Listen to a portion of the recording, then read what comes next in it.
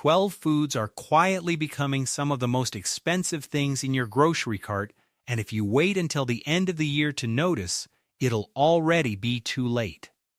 Here's what makes this list so unusual. These 12 foods have almost nothing in common on the surface. They sit in different aisles. They come from completely different parts of the world. They show up in completely different meals. But the deeper you go into this list, the clearer it becomes that they're all being pushed by the same underlying forces. And by the time you reach the food at the very top, everything will suddenly make sense. Because this isn't just about price tags. It's about a quiet shift in how food gets produced, moved, and priced across the entire system. And right now, in July, you still have a window to act before that shift becomes impossible to ignore. 12. Fresh tomatoes. Walk through any produce section right now and pay close attention to the people around you. Some of them pick up a pack of tomatoes, glance at the price, and set it back down. Not because they can't afford it, but because a food that used to feel automatic has started to feel like a decision. That hesitation is a real signal. In many parts of the country, fresh tomato prices are running roughly 25 to 35% higher than they were at the same point last year.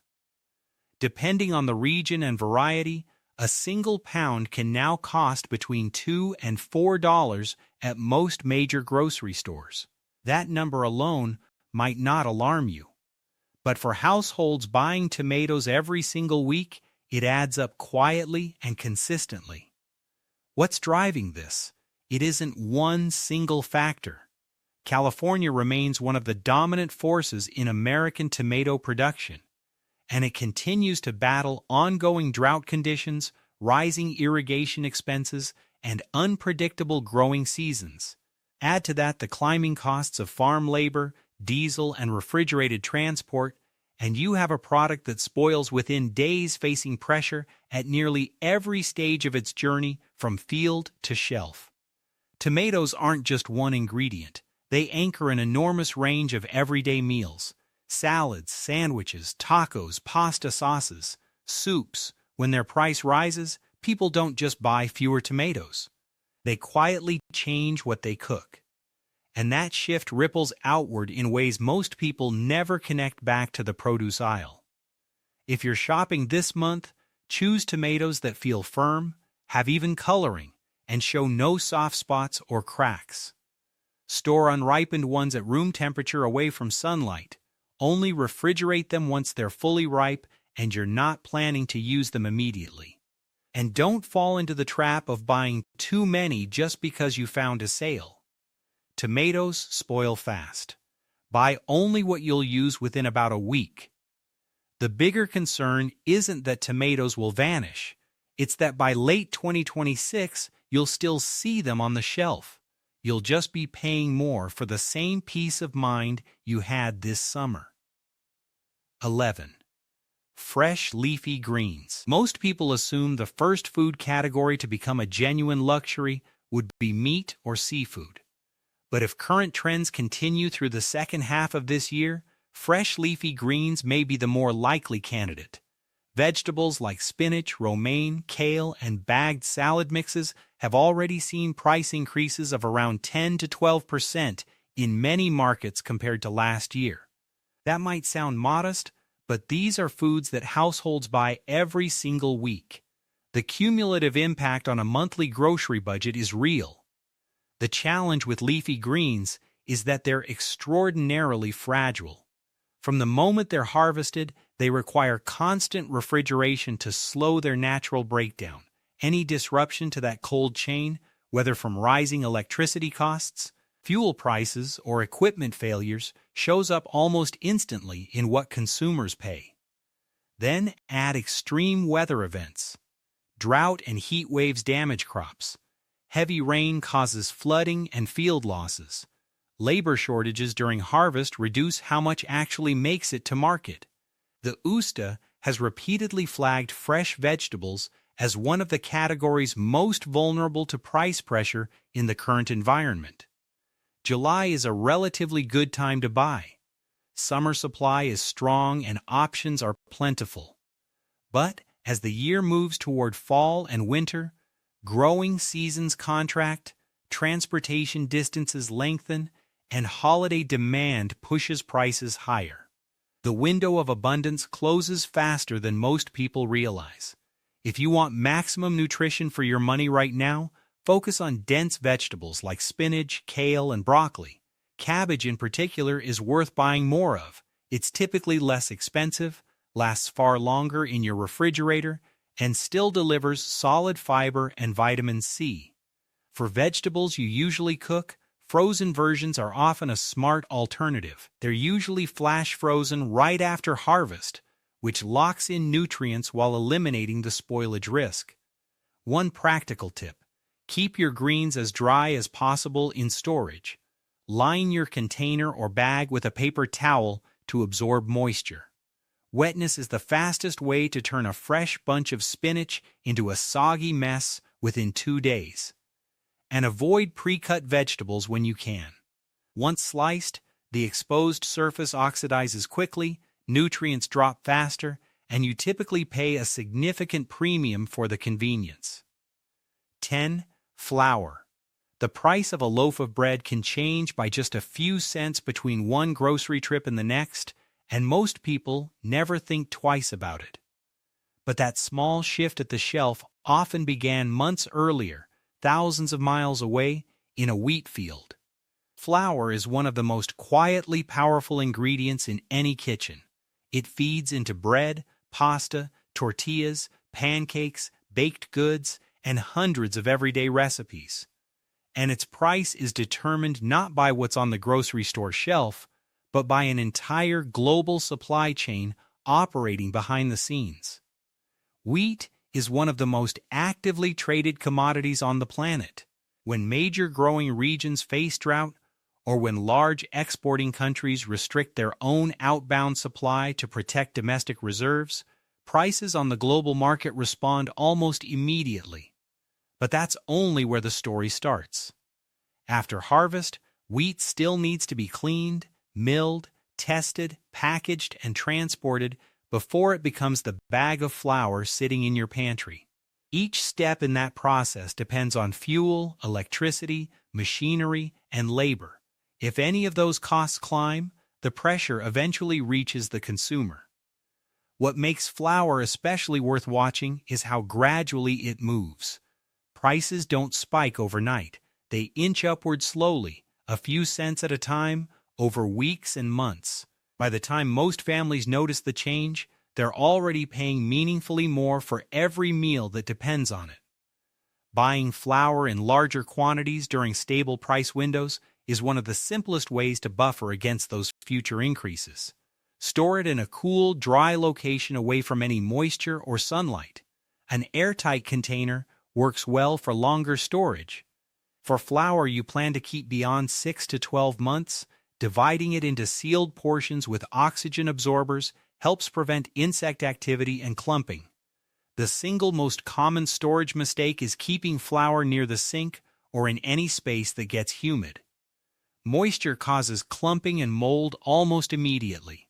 If you ever open a bag and notice webbing, a strange smell, or visible discoloration, don't use it. A bag of flour looks simple, but behind it is one of the longest supply chains in the entire food system. And sometimes the price you pay at checkout was quietly decided before the season even began. 9. Dry pasta. There's a specific feeling that comes with opening a nearly empty pantry at the end of a long day and finding a box of pasta tucked in the back corner. Dinner isn't a problem anymore. Add garlic, a can of tomatoes, some vegetables, or a little leftover protein from the night before, and a full meal comes together in under 20 minutes. That kind of reliable simplicity is a big part of why pasta has become such a consistent presence in American households. And as demand has grown year after year, pricing has gradually reflected that pressure. Quality pasta is typically made from durum wheat semolina, a specific variety of wheat that produces firm, resilient noodles that hold up well during cooking. But durum wheat is sensitive to weather and global grain market conditions. When production costs climb at the milling, packaging, or transportation stage, even a small increase compounds quickly on the way to the grocery shelf. If you're choosing between options in the pasta aisle, flip the box over before you look at anything else. A short ingredient list that reads only semolina or durum wheat semolina is generally the marker of a pasta that won't turn mushy when it cooks a minute or two longer than planned. Once you're home, keep pasta in an airtight container or leave it sealed in the original packaging as long as it remains unopened. Stored in a cool and dry location, dry pasta holds its quality for 1 to 2 years without issue. When you're at the store, pay attention to packaging condition. Torn corners or heavily dented boxes may have let moisture or insects inside. A few cents of savings on damaged packaging isn't worth throwing the whole box away later. One habit worth building is buying pasta on promotion rather than buying it when you need it. Many stores run buy 2 get 1 deals or quantity discounts on pasta fairly regularly. Stocking up during those windows means you'll barely notice when the base price ticks upward between sales. 8. Canned. There aren't many foods that can give you a solid source of protein without requiring the stove, the oven, or more than 5 minutes of preparation. Canned tuna is one of the rare exceptions. Open a can, and you're already halfway to a meal. What many shoppers don't realize is that tuna, long considered one of the most dependable budget proteins on the shelf, has been slowly getting more expensive. The pressure isn't coming from a sudden spike in consumer demand. It's coming from multiple parts of the supply chain moving in the same direction at the same time. The fish itself has to be caught, processed, and canned. Steel prices affect packaging costs. International shipping rates affect how far each can travel before reaching a distribution center. And when all of those variables climb together, the retail price shifts in only one direction. When choosing between tuna packed in water versus oil, consider your intended use. Water-packed tuna is lower in fat and works well for salads and sandwiches where you want a lighter result. Oil-packed tuna tends to hold its flavor better over longer storage and provides more calories per serving, which matters if you're using canned tuna as a main protein source in a larger meal. Most canned tuna carries a shelf life of 3 to 5 years when stored properly in a cool, dry location. Before putting any can in your cart, give it a quick visual check. Bulging lids, rust around the seams, or significant dents near the top or bottom are all reasons to leave it on the shelf. A simple labeling habit works well at home. Write the purchase date on the top of each can. Keep newer cans toward the back and pull from the front. It takes about 3 seconds per can and ensures nothing gets forgotten until it's past its best window. At a time when fresh protein prices keep climbing, a can of tuna sitting in the pantry represents something beyond convenience. It's reliable nutrition that's already paid for and ready when you need it. 7. Canned salmon. Most people don't notice the gradual changes in their body right away. Joints take a little longer to loosen up after sitting. Recovery from physical activity isn't quite as quick as it once was. Vitamin D levels, often low without regular sunlight exposure, can drop steadily over years before anyone connects the dots. Nutrition professionals consistently point to omega-3 fatty acids and vitamin D as 2 of the most important nutrients for long-term health and 2 of the most commonly underconsumed in the average American diet.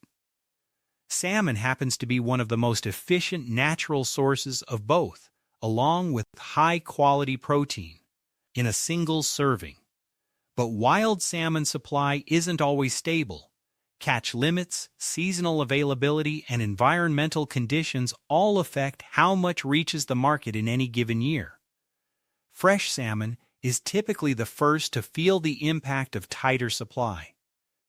Canned salmon follows, but it still gives many families a more consistent and affordable way to keep salmon on their regular menu. When buying canned salmon, look for products labeled Wild Alaska Salmon with a clean, short ingredient list. A BPA-free designation on the can is worth prioritizing, especially for a product consumed regularly over many years. As with canned tuna, the physical condition of the can matters as much as the label. Avoid any can that's visibly bulging, leaking, or deeply dented near the seam. Store it in a cool, dry place at home. Once opened, transfer any unused portion to a sealed glass or food-safe container and refrigerate. Use it within 2 to 3 days. Health doesn't come from a single exceptional meal. It builds from the small, repeated choices made across hundreds of ordinary ones. A can of salmon in your pantry is a quiet investment in that pattern. 6. Dairy products. There's a specific kind of grocery shock that hits not from one large price increase, but from many small ones happening at the same time. Milk is up a little, butter costs a bit more. Cheese doesn't seem to go on sale with the same frequency. None of these changes individually feel dramatic, but at the end of a month of shopping, the total difference is noticeable. What connects all of them is the same starting ingredient, fresh milk. When the cost of producing that milk rises, whether from feed price increases, fuel for transport, or rising energy costs at the processing facility, the effect ripples across nearly every product in the dairy aisle simultaneously. This is what makes dairy one of the most quietly expensive sections of the grocery store during periods of inflation.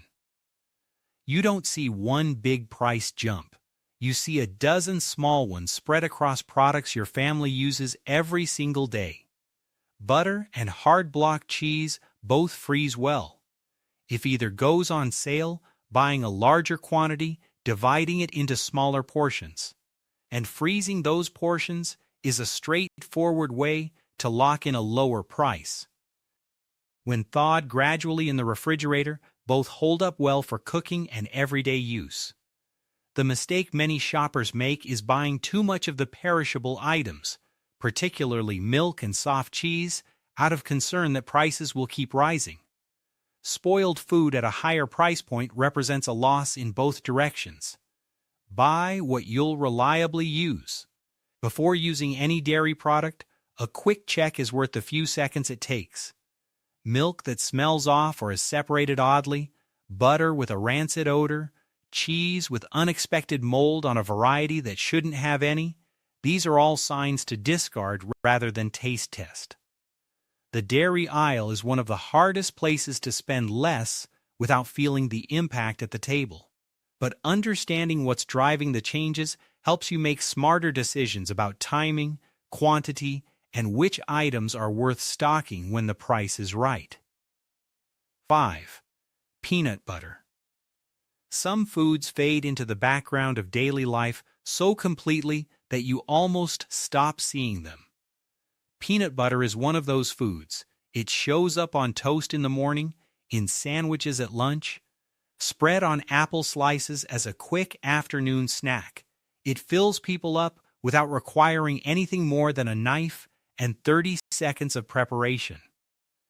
That reliability is precisely why peanut butter moves through American households in enormous quantities every single year. And it's also why even modest price increases on a per-jar basis can add up significantly over 12 months of regular purchases. Peanut prices, like most agricultural commodities, respond to weather conditions during the growing season, shifts in production costs, and transportation expenses. When those variables move upward together, the price of every jar on the shelf follows, often quietly enough that most shoppers don't register the change until they're comparing receipts from several months apart. Choosing between natural and conventional peanut butter comes down mostly to preference and use. Natural peanut butter typically contains only peanuts and salt. The oil separation you'll see at the top is completely normal. Stir it before using.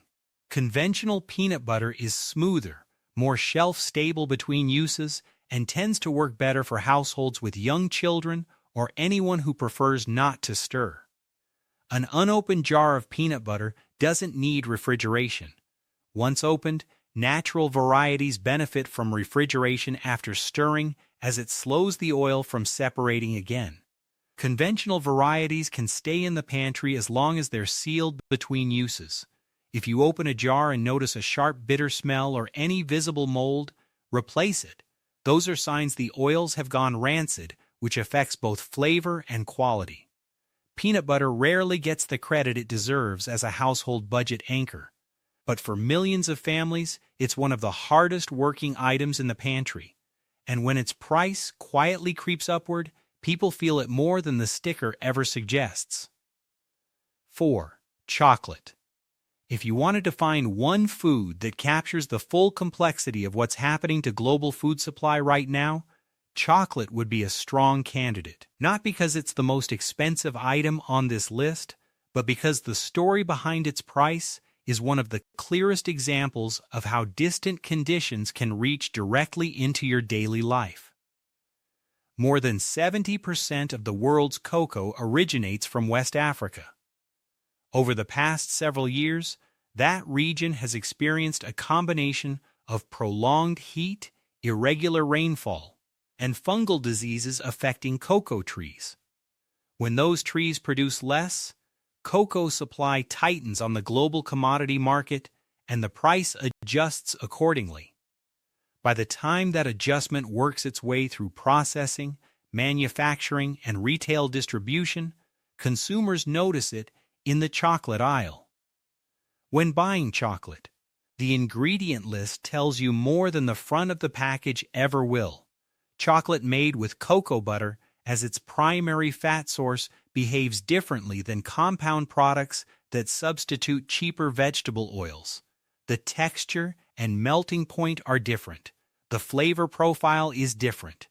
Neither is necessarily wrong for every purpose. But knowing what you're actually buying helps you make an intentional choice. Store chocolate in a cool, dry location away from sunlight and heat. Most people's instinct is to refrigerate it, but temperature fluctuations cause a white surface film, either fat bloom or sugar bloom, to appear. The chocolate is usually still safe to eat, but the texture softens and the flavor loses some of its depth. The price of chocolate on a grocery shelf is determined by climate patterns in West Africa, shipping routes across the Atlantic, commodity speculation, and dozens of other variables that have nothing to do with the store you're standing in. That's not a reason for alarm, but it is a reason to look at that familiar wrapper a little differently. 3. Olive oil.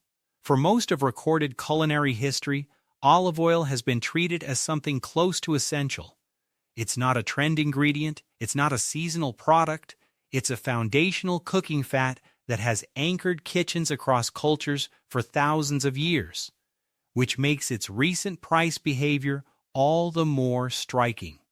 Spain, the largest olive oil producing country in the world, along with Italy and Greece, has faced consecutive difficult harvests driven by severe and prolonged drought across the Mediterranean region. When the countries responsible for the majority of global olive oil supply experience production declines at the same time, the commodity price responds sharply. Consumers in the United States and elsewhere feel the result within months. Understanding what's on the label matters more now that prices have climbed.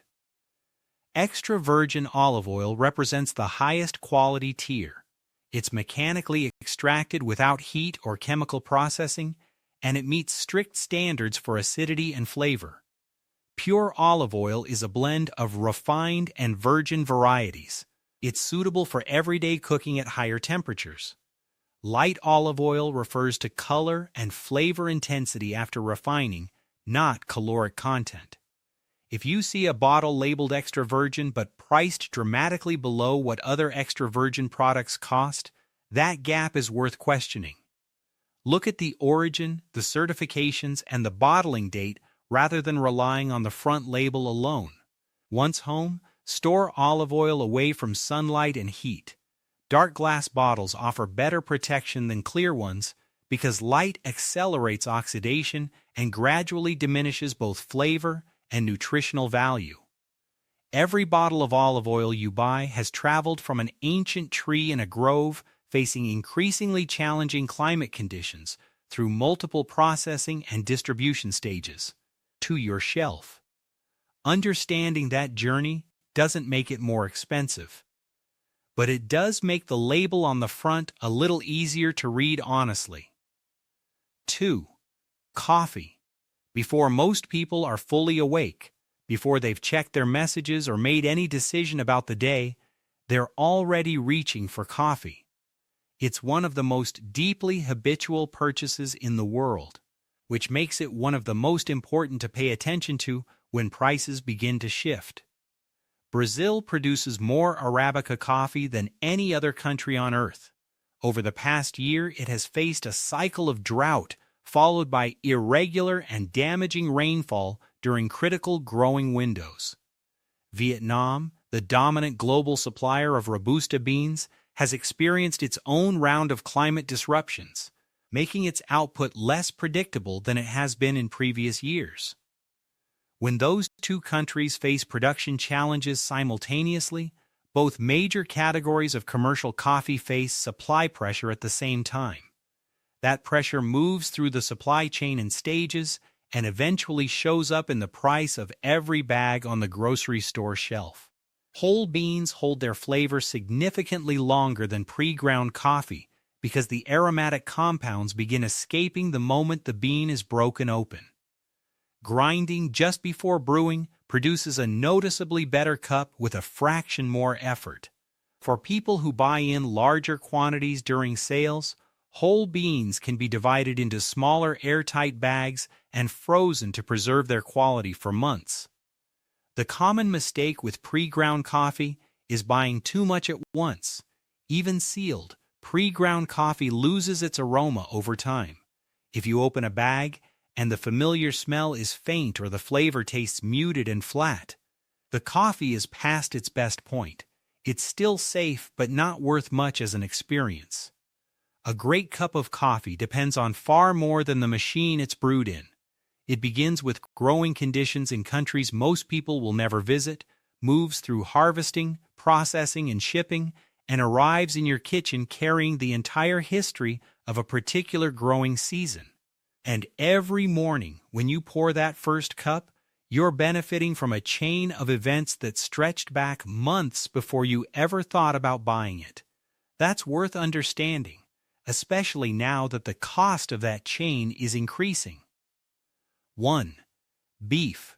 If one food captures the full scope of what's quietly happening inside America's food system right now, it's beef.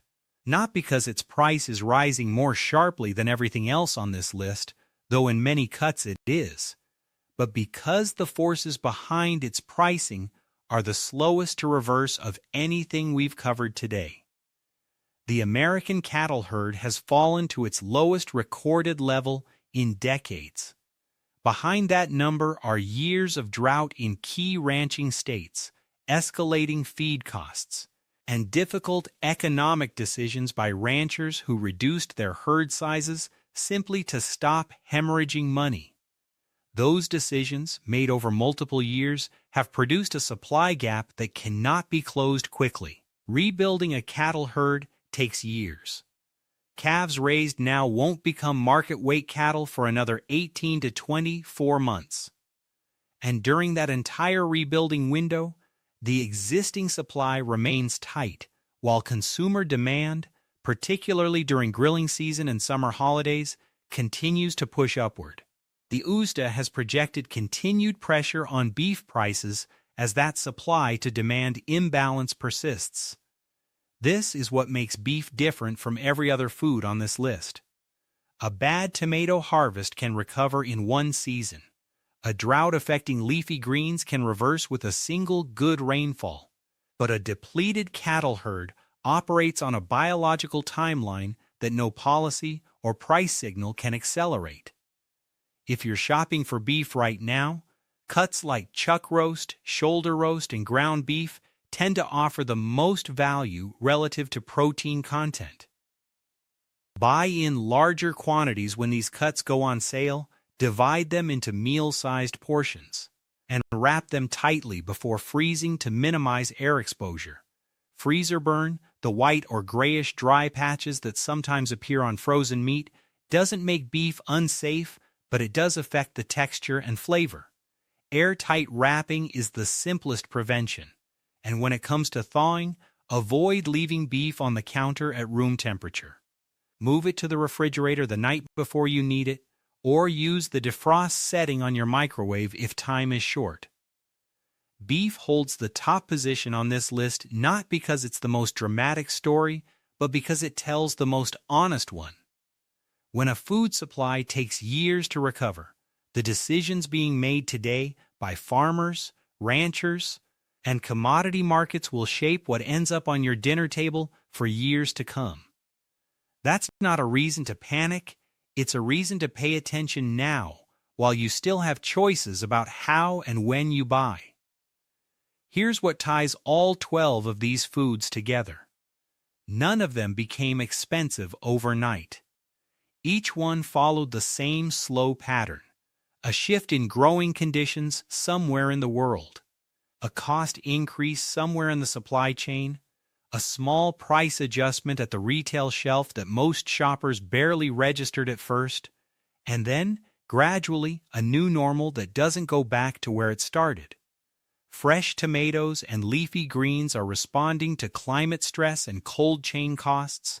Flour and pasta are connected to the same global wheat market, both vulnerable to the same weather events thousands of miles away.